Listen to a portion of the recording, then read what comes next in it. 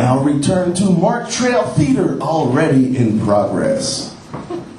It's the land of the beaver and the bear, and all their friend Markest Trail. Cherry and Rusty are there, and all the blankets that fish your hair in Lost Forest.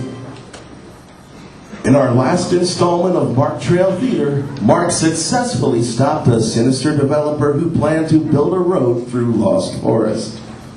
Cherry, Andy, and Rusty are sitting on the porch awaiting Mark's return to their forest home. Cherry, Andy, Rusty. Well, thankfully everything worked out. We don't have to worry about a road through Lost Forest now. And Tony sure loved his new puppy. I forgot to tell you, your editor Bill Ellis called. He thinks he has a new story for you. I'll go to New York and find out what Bill wants me to do. Maybe it's something that won't be too far from here. Mark flies to New York to learn about his next assignment. He meets Bill Ellis at a local foodery. Mark, I think illegal smuggling would make a good story, if you're interested in it. Sure, I'd like to. Excuse me, are you gentlemen talking business? What a surprise. Hello, Mark. Bill. It's been a long time, Kelly. So, do you have any exciting stories coming up, Mark? No, not really. We were just talking about the illegal wildlife trade. I've heard of that. That would make a good story. Well, I hate to leave you both, but I've got to get back to Lost Forest. Give my best to Cherry, Mark. Thanks, I will.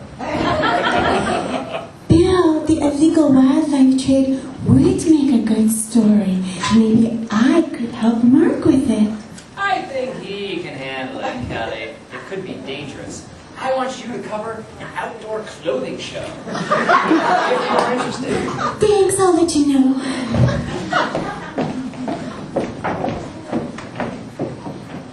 Later, in Kelly's apartment. Bill thinks I can't handle the big assignments just because I'm a woman. I'll show him. I heard him tell Mark to meet a ranger at High Tower Junction tomorrow. I'm sure I can find that. I have a map. The next morning, Mark and Rick Rogers are setting up camp. Hi, Mark. Remember me? I certainly do. Rick Rogers. It's good to see you again, Rick. Mark, there are some poachers in this area, but right now, our problems are a road bear. I don't blame that bear. He has an arrow in his front. I hope to tranquilize the bear, remove the arrow, and treat the wound. You may get your chance, Rick. Look! Closer! Holy mackerel! Someone just stepped out from behind that ridge. That fool! He's way too close to that crystal.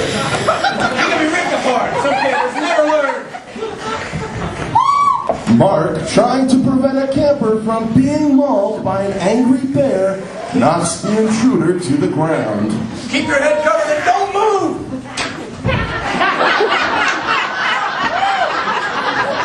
Okay, get up now, mister. Kelly, I should have known. Oh, Mark, I was just trying to get some good pictures. Don't be angry. That was really dangerous. Kelly, this is Ranger Rick Rogers. He could have gotten us killed. Ranger, you sound just like Mark. I've always wanted to be an outdoor photographer, and Mark is my role model. Say, I have an idea. The place where I'm staying has a pretty good restaurant. Why don't you two join me for dinner? On me. You go, Rick. I've got some computer work to do. Sounds good to me. Oh, goody, you can teach me all about bears. Well, Bears have a reputation as nature's gentle giant whose most egregious crime against man is the occasional theft of a picnic basket.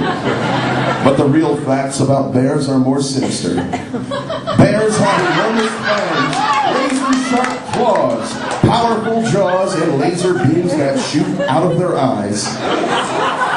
While bears supplement their diet with nuts and berries, they mainly subsist on salmon, discarded hot dog buns, and human flesh. The teddy bears you give your children to play with are awaiting instructions from their forest overlords to rise up and seize control of the cities and enslave us all. Contrary to myth, bears do not primarily shit in the woods, but rather in public restrooms and chain restaurants. Nevertheless, they almost never wash their hands afterwards. While you and I pledge allegiance to the American flag, bears pledge allegiance to Satan. In their pledge, they entreat their dark lord for more berries and hot dog buns. Look out for bears in your neighborhood and vote yes on any bear eradication legislation proposed in your town. More information about bears can be found on the internet. I hope you don't mind. I told Kelly she could come out with us today. She said she just wants to be as good a photographer as you are. That was nice of her. She must be up to something. Kelly, returning to join Mark and Rick, suddenly comes upon the bear they're looking for. There you are. In her excitement, Kelly carelessly trips and falls in front of the big grizzly. Instead of playing dead, Kelly panics and runs from the enraged animal. All right, now just relax. We're trying to help you. Use the tranquilizer gun, Mark. Shoot! Mark shoots a dart into the angry grizzly, but the drug is slow to take effect.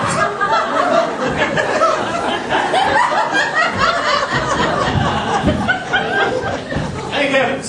That was close. Are you all right, Rick? Yeah, I think so. That old bear's gonna be mad when he wakes up, though. I better go and get the arrow out and treat to him before he knows what's going on. I hope it appreciates what you're doing for it. You're a lucky person, Kelly. You seem to always do the wrong thing, but you always come through it safely. It was an accident. If I just have a few chances to prove I can do my job well, then I'm guilty. I'm in the same business as you, Mark Trail. That's fine, as long as you don't put anyone's life in danger. A calm comes over Lost Forest as Mark Trail and Ranger Rick Rogers pacify a rogue bear. But our troubles are barely over. Join us next time on Mark Trail Theater when an old friend stops by Lost Forest for a visit. Buck Jones, you old rascal! Hey, Jerry. Sorry to drop by like this, but me and Molly, well, we're doing a show in a nearby town. We figured we'd drop by for a visit. Hey, Molly.